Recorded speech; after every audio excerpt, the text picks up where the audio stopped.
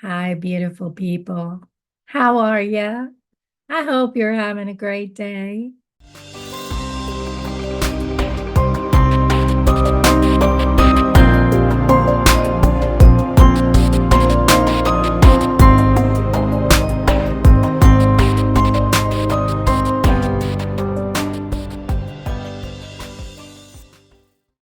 We finished our front yard.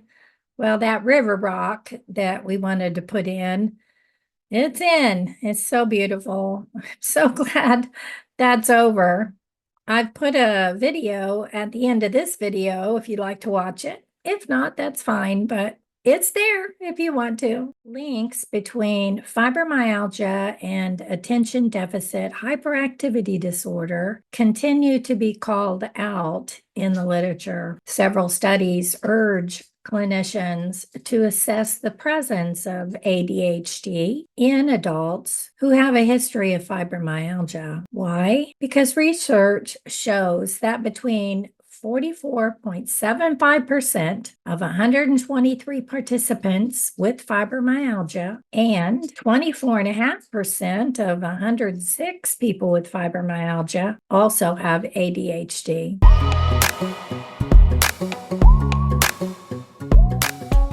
No one has ever told me that I have ADHD. I grew up in the 60s and 70s. That wasn't something that anyone ever talked about. Kids were kids. But in the 80s, when my kids were born and starting to grow up, it became a topic of conversation. However, in the early 90s, it was an even more reality. All three of my children were tested, and two of them were told they had ADD, attention deficit disorder, not ADHD. Attention deficit disorder was the term because they weren't hyper. This was a term that started in 1980. But in 1987, the official name became ADHD and would be used as the diagnosis of all forms of attention deficit disorder, even for those without hyperactivity. But in 1994, the official name had a slight change.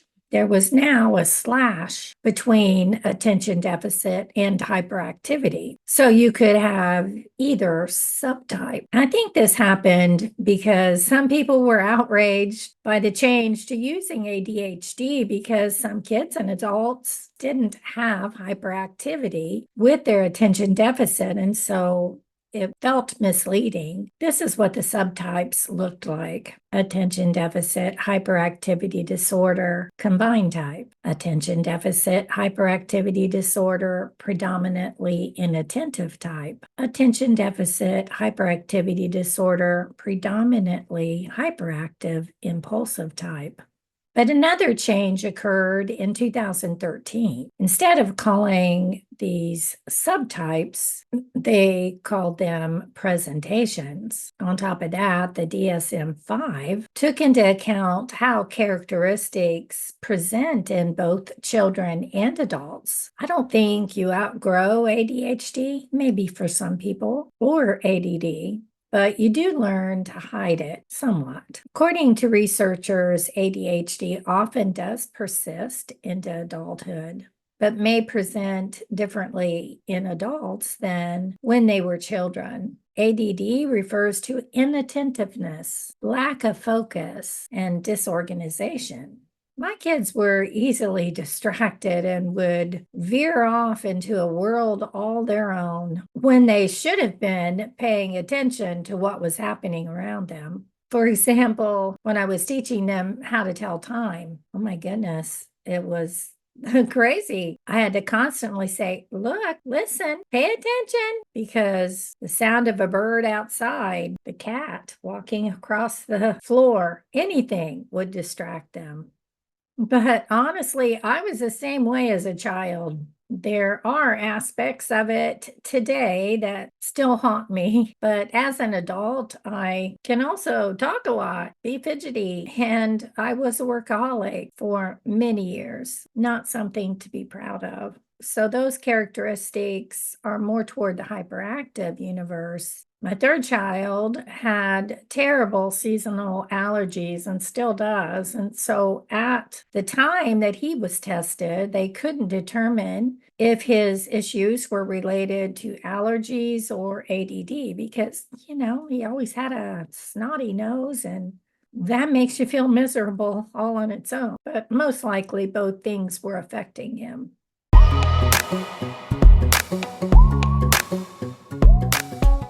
Common traits of children with ADD or attention deficit hyperactivity disorder, predominantly inattentive type, are the following: having a short attention span, forgetfulness, probably my worst trait, carelessness and losing things often, struggling to stay organized, problems following directions, never ever, verbally. Throw out a list of directions to me if you want me to follow them because I will be lost. Struggling to pay attention to details. That's why you hire people around you to take care of those details for you.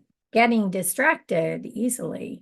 The common traits of children who are predominantly hyperactive or impulsive are the following: restlessness, fidgeting, and an inability to sit still. Talking excessively and trouble being quiet during activities, problems focusing on tasks, being impatient, acting impulsively without thinking, frequently interrupting others. But in order to be diagnosed with the combined ADHD with characteristics of hyperactivity, impulsiveness, along with inattention, children must experience 6 signs of hyperactivity with 6 signs of inattention. So it's not easy to get a diagnosis of both. As an adult, our characteristics may change as we age. Some traits may become less prominent or present differently. As an adult with hyperactivity, instead of being very physically active and unable to sit still, you may have workaholic tendencies, talk a lot, fidget constantly, or drive very fast. About 10 to 30% of ADHD cases persist until adulthood, but differ in presentation from that in children. Only 10 to 30%. Interesting. Hyperactivity symptoms that persist in adulthood are more like restlessness. Inattentive symptoms constitute the major impact of the disorder.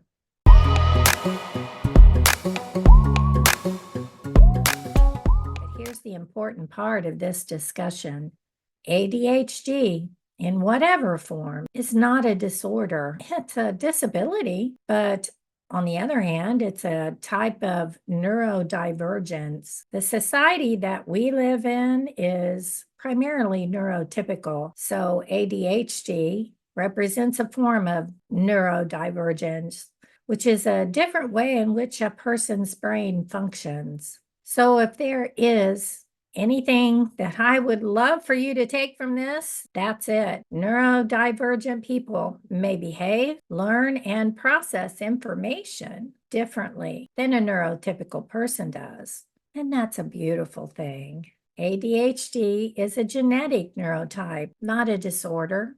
Although you'll hear it called that, but you just think differently. It's listed as a mental health condition, which just means that it's a central nervous system condition that changes how we think. Autism, ADHD, ADD, dyslexia, dyspraxia, which is a lack of coordination, and dyscalculia, which is related to numbers, are all neurodivergent health conditions. Each person is unique. Some of these traits can become our strength as we age. How beautiful is that? Perhaps this information will help us understand why we have behaved in certain ways during our lifetime. And I hope I'm explaining this properly.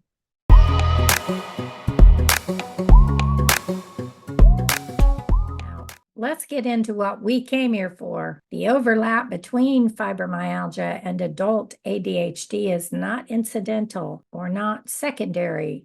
in importance and deserves particular attention. Incidentally, ADHD is more common in fibro than fibro being more common in ADHD. Chronic pain has an interruptive effect on attention, such as attention span, attentional switching, and divided attention. The specific effects tend to vary between studies.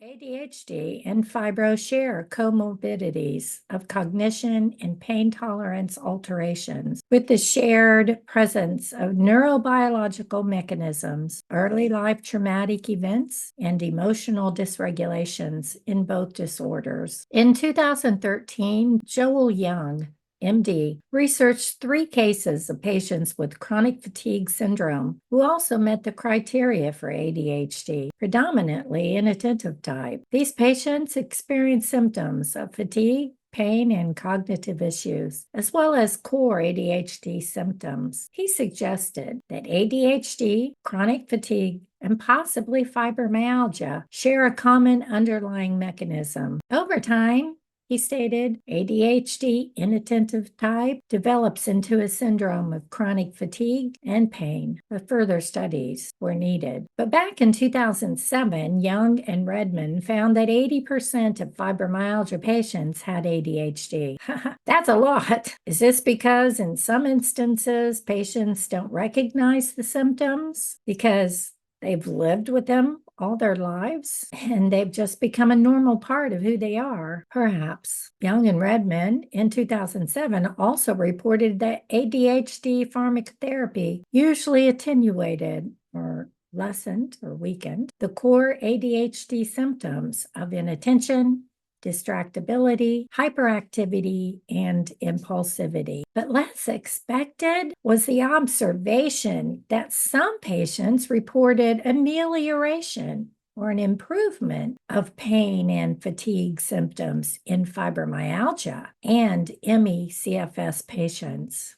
ADHD is a neurodevelopmental disorder characterized by inadequate levels of inattention, hyperactivity, and impulsivity, affecting 2.8% of the adult population, compared the 2.8% to the 24 to 45% in fibro patients, or that 80% that one study stated. In a study, Pallanty and colleagues had 106 fibromyalgia patients. 24.5% had adult ADHD. 61% had childhood ADHD. As an adult, 69% of those 24.5% had combined ADHD, and 31% had predominantly inattentive type ADHD. Fibromyalgia and ADHD have deficits in dopaminergic neurotransmission, so dopamine deficits. Is it possible that cognitive complaints in fibro are leftover inattentive symptoms of childhood ADHD that went undiagnosed and untreated? For those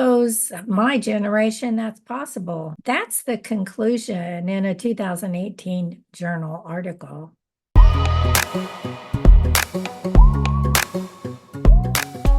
As always, I get concerned with medications that can cause dependence.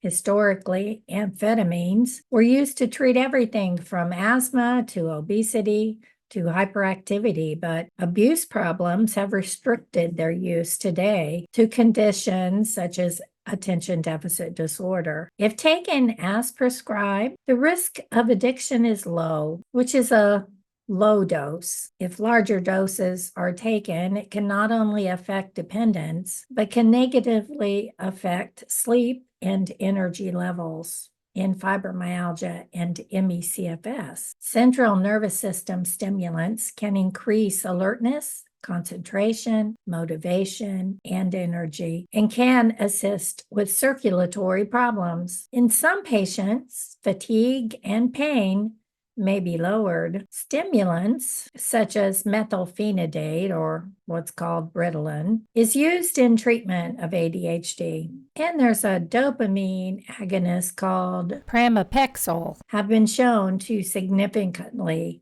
improve pain and other fibro symptoms, such as cognitive difficulties. Vyvanse, a next-generation amphetamine approved for use in people with ADHD, not only has been found to improve cognition, but fatigue and pain as well. But medications can cause unwanted symptoms, so talk to your doctor. However, it does seem like those medications are a possibility.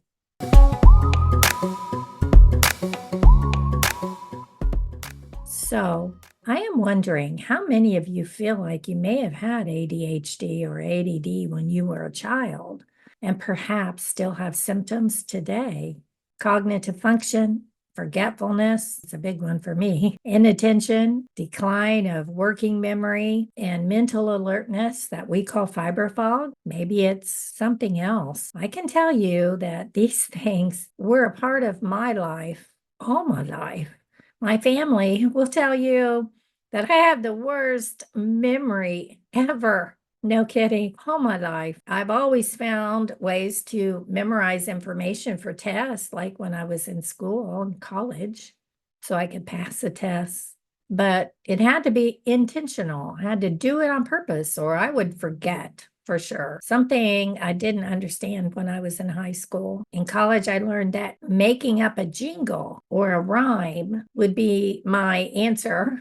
And sure enough, that's how I was able to pass things easily. I made the information interesting. But lastly, it seems like we hear very little on this topic. I've run across it only a few times when a few of you have asked me to look at autism and ADHD and fibro. So my exploration took me into the depths of what I'm talking about today. None of my doctors have ever asked me if I had ADHD. Seriously, sometimes it's very apparent that I might, but that could be my imagination. I don't know. It seems that most of the literature on this topic is not from the US. It's understood that ADHD begins in childhood and fibro comes later, right? Which is why it's interesting that researchers state that there are more cases of ADHD and fibro than fibro in ADHD. Fibromyalgia needs to be part of the clinical assessment so that cognitive symptoms of ADHD starting in childhood can be differentiated from cognitive symptoms of fibro with onset later in life.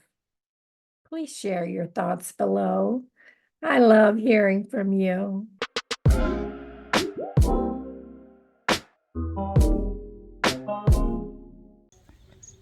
We have baby birds, little finches in there. The mama feeds them constantly all day. You can kind of hear her over there. And she wasn't very happy with me earlier because as you can see the mess I made down there. I think she just flew past. There she was.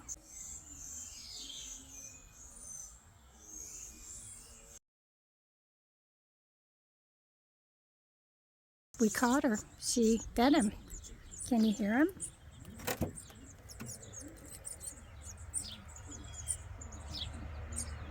Yeah, so sweet.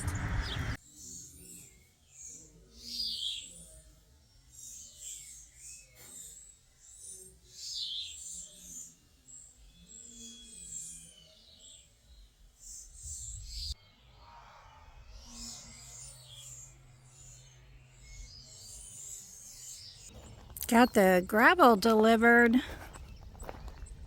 Looks like it should be enough for what we need. Can you believe that's 10 ton? It's river rock. Do you give me that toy? Do you give me that toy? Give me that. Oh, he says I'm playful this morning. Yes, I'm playful this morning. He said, Mom, play. We did it. Finally. Oh, that looks so pretty. I actually spray painted those two containers. I'm thinking at the bottom of this one, though, I might spray paint that dark brown. It had a dark brown, and then I spray painted the light color on it. I don't know that I like it. But anywho, here we go. I mean, it's looking really pretty.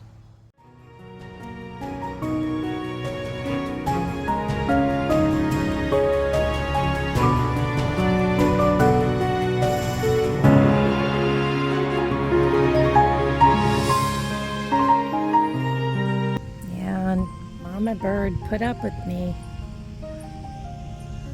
That's the bird house that she has her babies in. She put up with me and my husband because honestly, he did. He used the tractor, and I did what I could in helping move this around. He did truly all of it. I did very little. I'd get on my hands and knees, on my butt actually, to make it pretty. So yeah, I did it all the way around this side of the house to back here because there was always weeds and stuff there, and so that's going to be nice. And I spray painted these two containers because they're old and I don't have the funds. Don't want to spend the funds on new containers, but I'm going to get some pretty flowers to put in there maybe today. I don't know, we'll see how I feel. I'm working on a new script, so yeah, hallelujah. I'm just glad it's done and hope it helps a lot in us, well, me not going back in there and having to pull out all the weeds.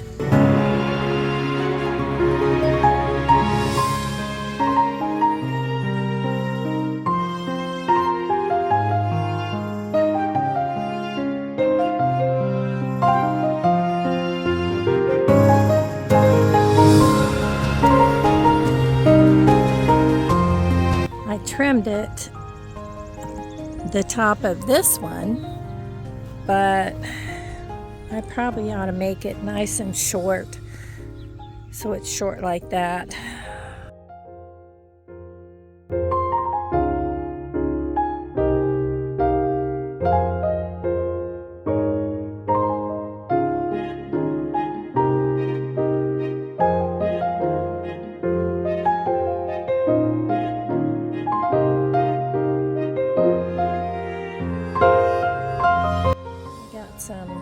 Quite a bit of rain last night, and it helped clean this up really nice. And see how that comes right down to the edge of the yard, so when my husband mows, he shouldn't be flicking rock around everywhere.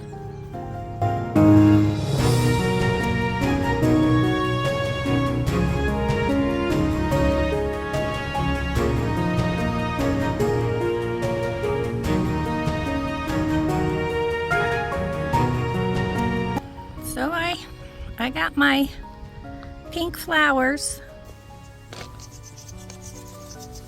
Oh, Mama Bird's in there.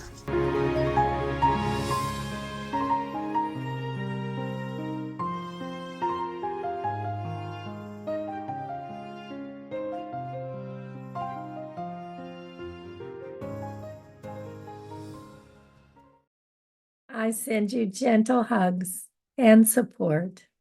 Love you.